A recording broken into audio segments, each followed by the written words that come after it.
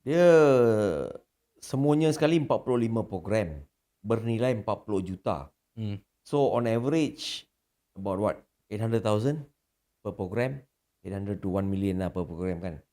Apa program sampai 1 juta ni, Sultan? Itu satu lagi isu juga. Transparency tak ada.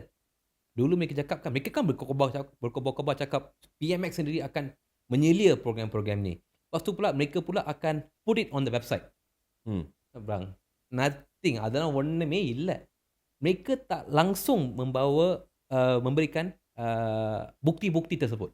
There is no statement, there is no input dekat dalam website diorang. Tak ada. So saya tak pasti sebenarnya 100 juta yang mereka bagi tahun lepas tu betul ke wang itu turun kepada komuniti. Tahun ni memang langsung tak adalah. Tapi tahun lepas pun saya petikai sekarang. Betul ke tak ni? Because tak ada bukti.